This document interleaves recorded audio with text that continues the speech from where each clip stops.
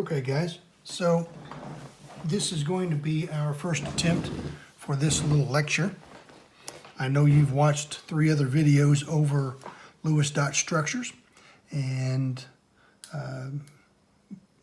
Professor Arnold has also gone over some of those, but what I want to do is review some of these Lewis structures of the polyatomic ions for a reason, and you will see why in just a moment.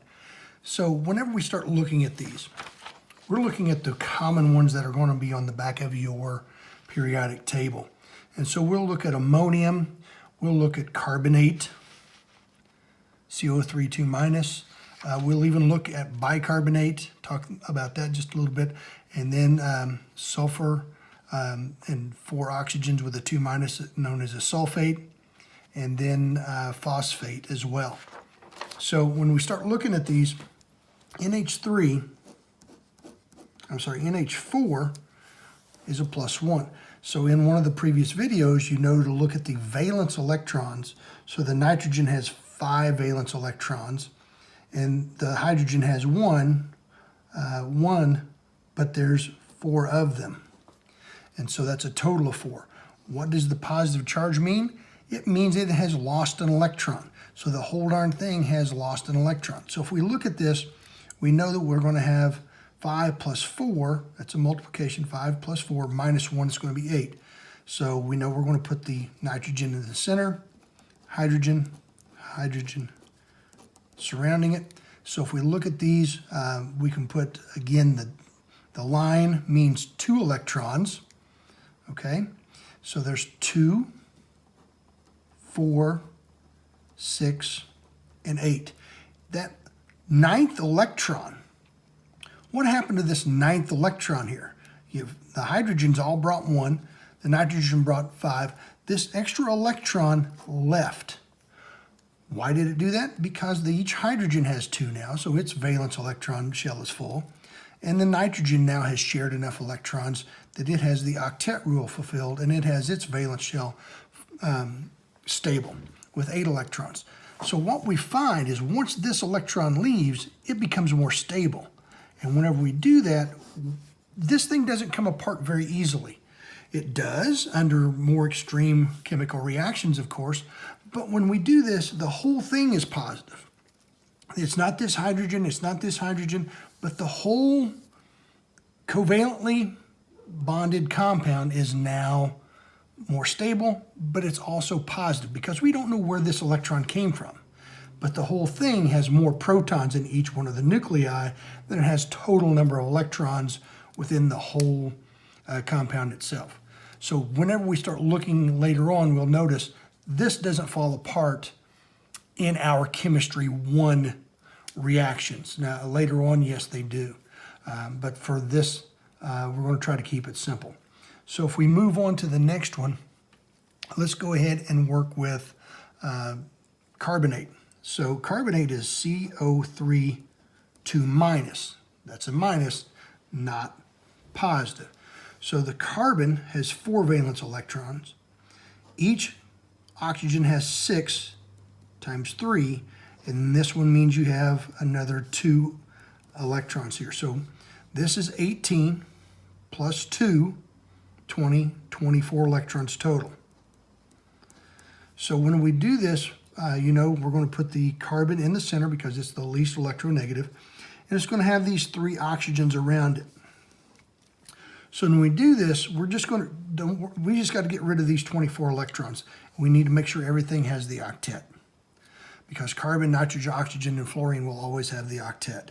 And so what's going to happen is we draw in the bonding electrons. Don't worry about the center one first.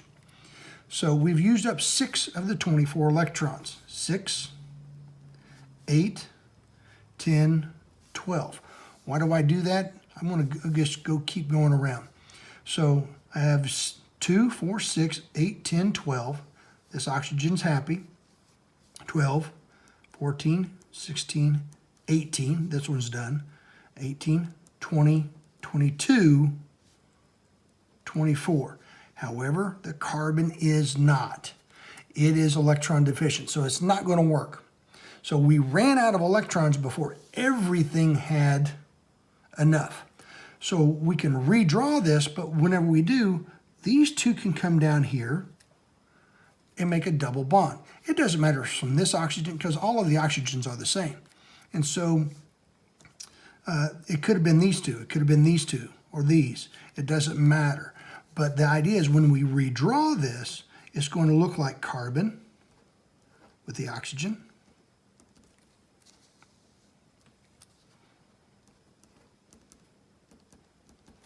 And this is going to be double bonded with two lines. Each line is worth 2 electrons.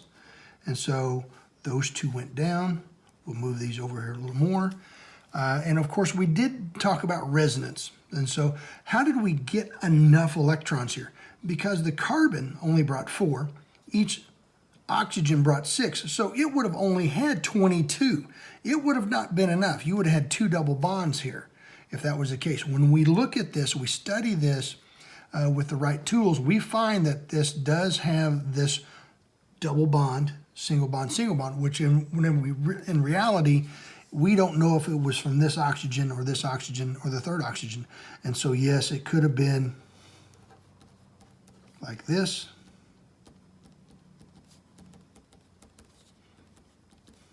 Or this one.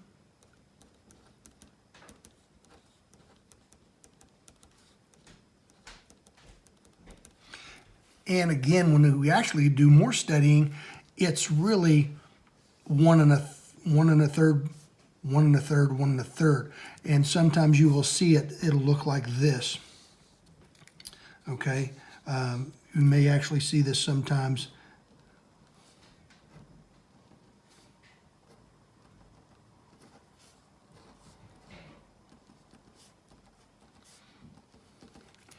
But at the same time, we understand that it had to have the 2 extra electrons, and it's the whole thing that has a -2 charge, because we don't know where these electrons are spending more time.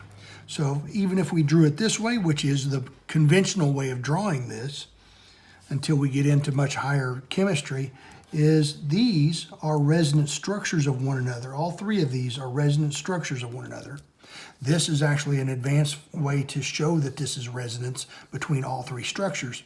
So this is what we would have. One of these 3 would be our carbonate Lewis dot structure. Again, the most important part I'm trying to get you guys to understand is this thing does not come apart when it is going to form an ionic compound. So these things are really stable in these bonds because of the octet rules and filling those valence electron shells. Okay, we'll move on. We'll do a phosphate, which is PO4 3-.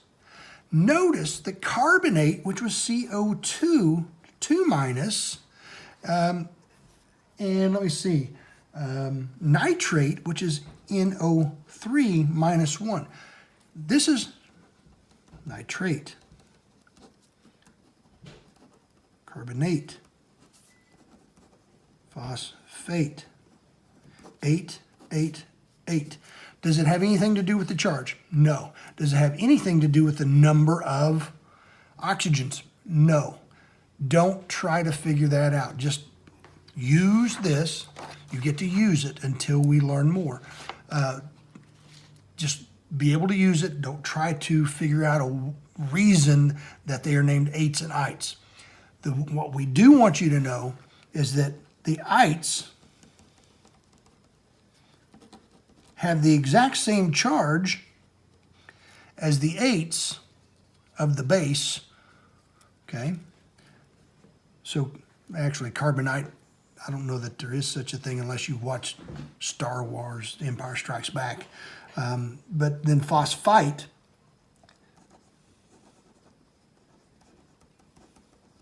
would be PO3 3-. Notice the charges stay the same. Charges stay the same. What is different between an ite and an 8?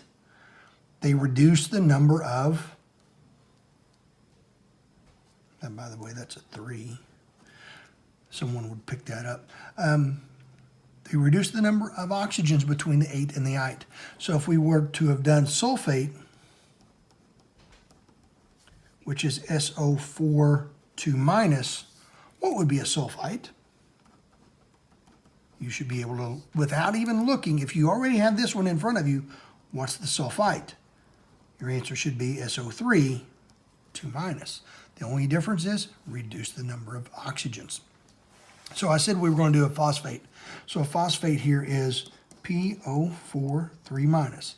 The phosphorus comes with 5. The oxygen comes with 6, but there's 4 of them. And then we also have another 3 of these from the charge. So we add these together. So this is 24. Okay, 24 plus 5 is 29, 32. We've got 32 electrons to pull this thing off. So again, we start off with the phosphorus. In the middle, it's the least electronegative. One little note on that, why would the least electronegative be in the center? A long time ago, I had a professor kind of explain this to the class, that electrons hate one another. So if the electrons are going to be pulled anywhere, they're going to be pulled to the most electronegative atom, but at the same time, they want to get as far away from each other as possible. So therefore, usually, what's going to get these electrons further away from one another? If they're being pulled away from the center instead of congregating in the center of it. And so that's why the least electronegative is going to be in the center, because it doesn't pull the electrons to it. It allows electrons to go away, which gives them further distance. It may not help you to remember why, but that's one professor explained it to me that way. So we have this surrounded with our 4 oxygens. So each one of these lines represent that covalent bond with 2 electrons, 2 electrons, 2 electrons, 2 electrons. So we've got 8, and the phosphorus in this case is probably pretty darn stable. So we've used 8 out of the 32. Each one of these oxygens need another 6. So whenever we do this, we have 8, 10, 12, 14, 16, 18, 20, 2, 4, 6, 8, 30, 32, and it's great. Now, what would have happened, though, is if we didn't have these 3 extra electrons, we would have been in trouble. We wouldn't have had enough electrons. But where did these electrons come from? They had to be stolen, and we don't know which ones. Maybe it's this one. Maybe it's this one. Maybe it's this one. In reality, it's electron clouds, and they are always in different positions at all the time. But the idea is it had to steal 3 electrons from somewhere in the environment. And when it did, it made this whole thing more stable, and that means the whole darn thing is a -3 charge. Put -3, 3 minus, I don't care. But the idea is this thing does not fall apart very easily in the reactions we're going to be doing in Chemistry 1. So how would this be different than a phosphite? If we did a phosphite, PO3, 3 minus. So we have here now, we have 5 plus 6 times 3, that's only going to be 18, plus 3. So we've got 18 plus 5 is 23 plus 3, so we've got 26 electrons, I believe. Make sure that's right, yes. And so we put our phosphorus in the center, oxygens around. Now you can go all the way around, or you can put the extra electrons in the middle first. It doesn't matter. Some of this is trial and error. You just get better at it and you make up your own little rules. But the idea is now we've used 6 out of the 26 electrons, 6. Let's go ahead and put them in there. So we got 8 electrons, so the phosphorus is good, correct? So 8 out of the 26, 8, 10, 12, 14, 16, 18, 20, 22, 24, 26. Make sure that's right. We got 2, 4, 6, 8. 10, 12, 14, 16, 18, 20, 22, 24, 26. And so if that's the case, this is good. This is a phosphite.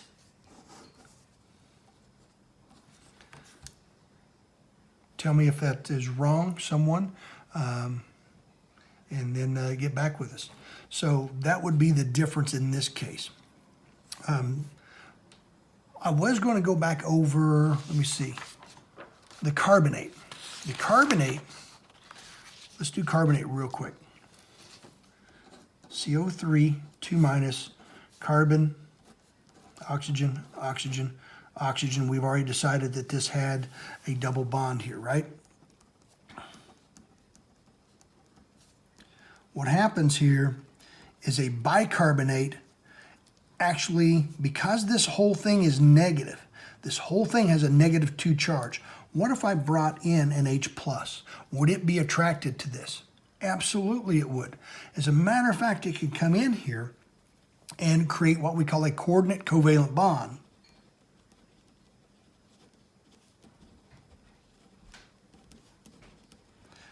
Coordinate covalent bonds is whenever one atom provides both of the electrons for the covalent bond.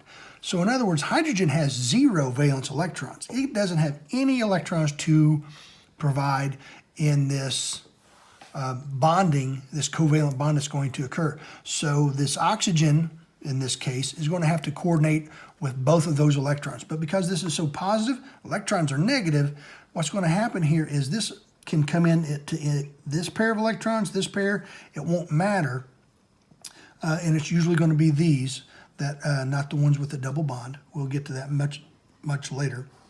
And it can come in here, and we can say,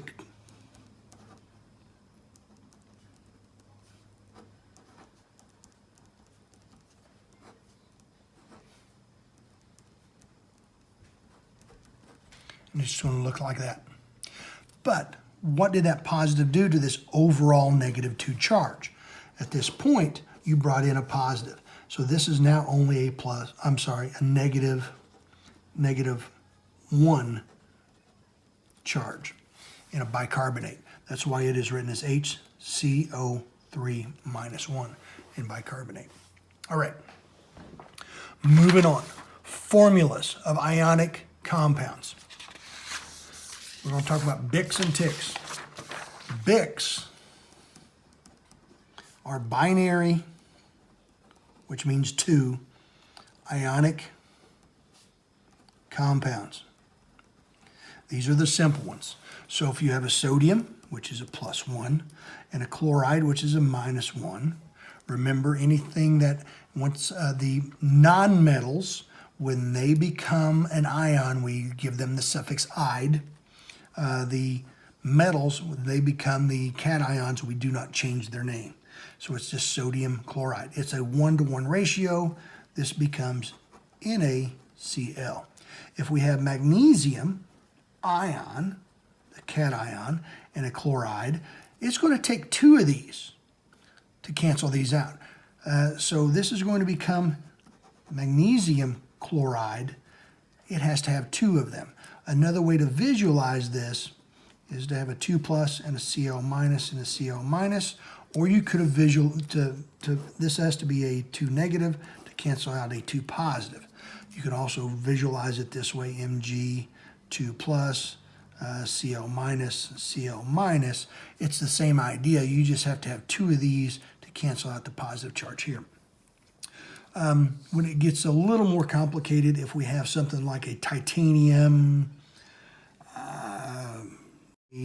so let's go with this. Let's go with a molybdenum, moly, +5. This might be more likely to occur. This one, a molybdenum +5 and a oxide, which comes in -2. These are not going to evenly go into one another without making more of them. So what is the lowest common multiple? 10. You only need to have 2 of these. But that gives you a +10. Now this 2 goes in there, but how many of these do you need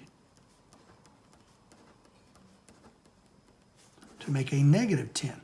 So you got to have 5 of those. So this would be MO2O5. So Bics and Tics. We used to do the crisscross method where you would just take the 5 and bring it over here to here. That's an easy way because it just cross multiplies, gives you the lowest common multiple that way every time. It works every time. when it doesn't work would be something like a titanium +6, oxygen -2. Well, if you cross multiply, you're going to get Ti2O6. That's not the way this is going to work. We need to reduce these. So if you did that, you have to make sure you reduce, which means that would be a TiO3. If we look at it, we know that what's the lowest common multiple of a 6 and a 2? 6. So how many of these would you have to have? Ti +6. This is +6. You need to have 3 of these to make a -6. So again, it is still TiO3 is titanium 6 oxide. All right, so going on with this. I know she's covered a lot of this already in the lectures. So what we want to look at here is possibly talking more about the polyatomic ions. Whenever we start talking about this, we're going to talk about ticks. You got Bics, and then these are ticks. The ternary ionic compounds. That means they have polyatomic ions involved. So if we have ammonium in H4+, we've already discussed that this little rascal, that's a hydrogen, doesn't come apart, does it? It's a +1 charge. It does not come apart. So if I have an ammonium nitrate, which is NO3, that also does not come apart. And so this is a +1 to -1 charge. That's going to come together to just make NH4NO3. That's ammonium nitrate. Okay, and so when we do this, that's what we need to think about. So when we start writing these formulas, we can start with a magnesium 2+ and a nitrate again, which is NO3. This thing does not fall apart, even though it has a -1 charge. It's the whole thing that has that negative charge. Not the oxygen, not the nitrogen, not one of the oxygens, not all 3 of the oxygens, just the whole thing. So if this is the case, we're going to need 2 of these. How do we write this? Parentheses. We've done this before. Mg, you only need 1 of them. But the nitrate, you have to have 2 of them. How do you indicate that there's 2 of this whole thing? Right? How do you indicate that there's 2 of these things? You got to put it in parentheses like this.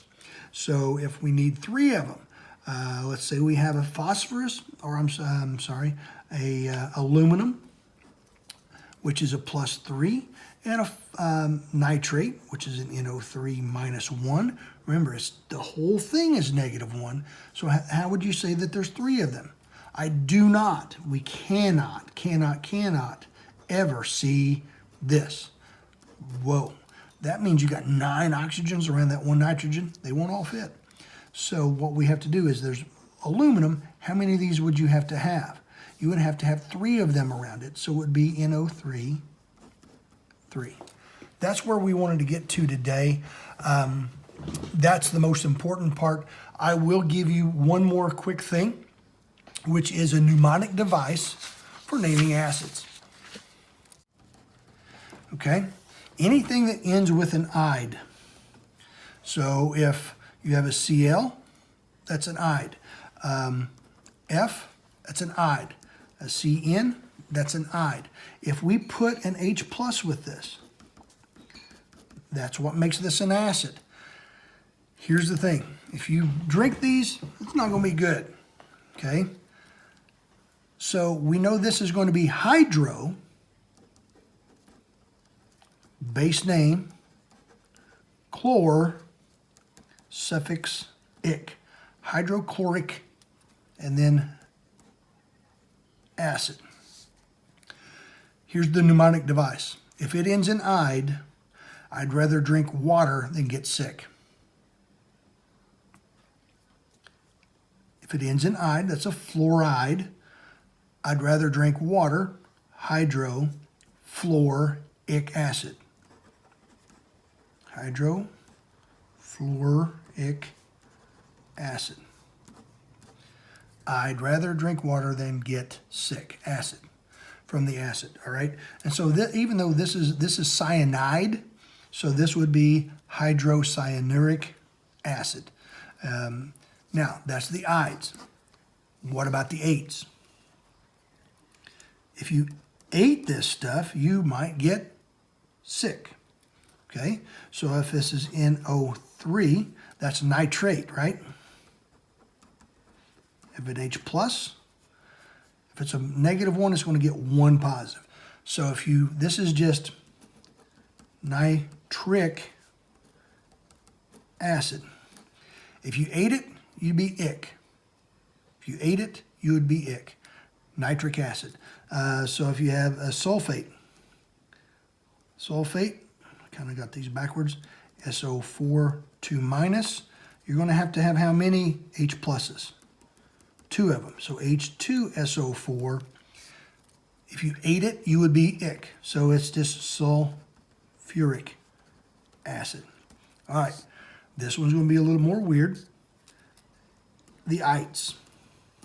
So if I have nitrite, which is NO2 minus, again, same charge, just 1 less oxygen. HNO2 as an acid. If you're ite, you can hang with us. A couple kids come up with this several years ago. If you're ite, you can hang with us. So this would be nitrous acid. Again, sulfate to sulfite.